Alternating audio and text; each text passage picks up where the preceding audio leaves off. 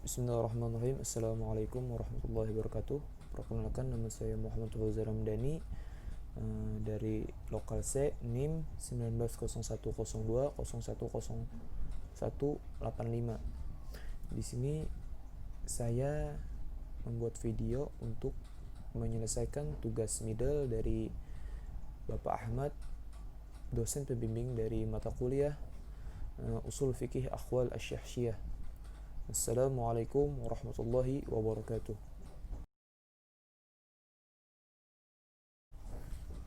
Bismillahirrahmanirrahim. Di sini saya akan menjawab dari soal nomor 1, yaitu pengertian syariat, usul fikih dan fiqih. Yang pertama, syariat. Syariat di sini secara etimologi terbagi menjadi dua makna, yaitu yang pertama, sesuatu yang dibuka lebar untuk dijalani. Pendapat ini menurut Ibnu Faris Zakaria. Sedangkan ada pula pendapat dari Ibnu Mansur Jamaluddin, ialah jalan menuju air. Syariat menurut para ahli usul fikih yaitu Manna al-Qatan. Menurut beliau, syariat adalah segala sesuatu yang disyariatkan oleh Allah kepada hamba-hambanya, baik menyangkut hal ibadah, akhlak dan muamalah. Jadi menurut saya di sini syariat yaitu segala hukum dasar yang sudah ditetapkan oleh Allah Subhanahu wa taala. Selanjutnya, usul fikih. Usul fikih di sini adalah suatu sistem yang membuat satu hukum menjadi hukum.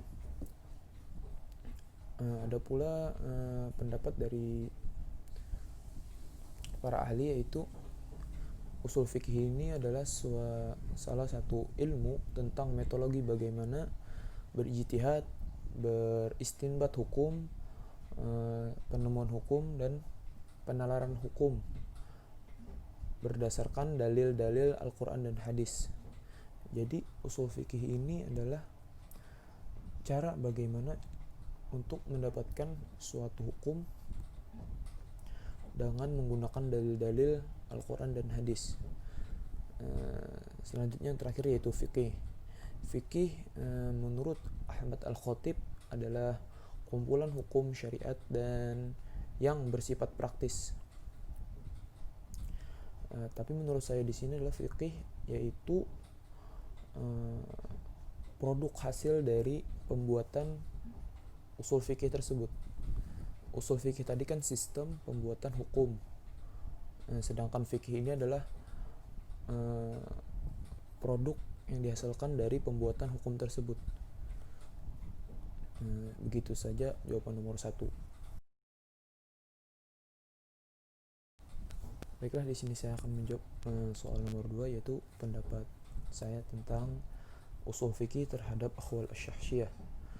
Jadi usul fikih terhadap Akhwal Asy-Syahsiyah ini sangat berkesinambungan, karena dalam Akhwal Asy-Syahsiyah pasti ada terdapat permasalahan atau persoalan baru yang muncul.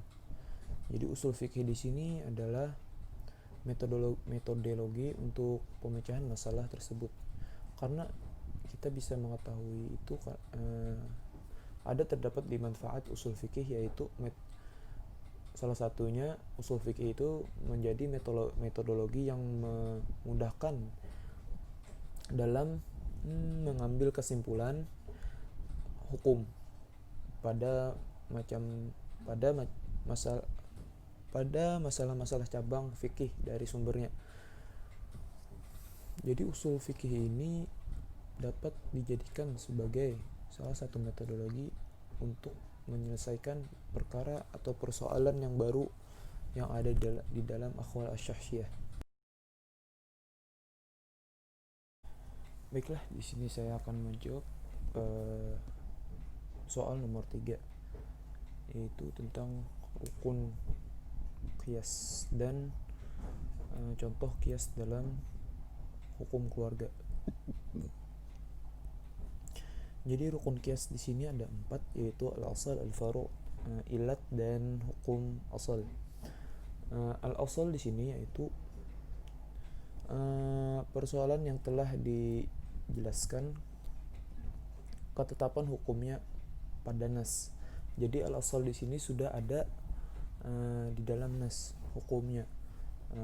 Sedangkan al-faru' hal yang belum ada hukumnya. Selanjutnya ilat di sini adalah ilat yaitu sifat yang menjadikan persamaan antara cabang hukum. Cabang hukum di sini yaitu al-faru' dan hukum pokok. Hukum pokok di sini yaitu asal. Jadi ilat ini yaitu persamaan antara al-faru' dan asal. Selanjutnya yaitu hukum asal. Hukum asal di sini adalah produk atau hasil dari al-asal, al-faru' dan ilat, yaitu qiyas. Selanjutnya contoh dari qiyas hukum keluarga, yaitu dalam permasalahan persetujuan akad nikah. Jadi dalam persetujuan akad nikah di sini ada sebuah hadis riwayat An-Nasa'i, yaitu dari Siti Aisyah yang menyatakan bahwa Al-Khansa binti Qidam Al-Ansari mengadukan keberatan kepada Nabi karena ayahnya telah menikahkannya dengan laki-laki tanpa persetujuannya. Hadis di sini bersifat multitafsir.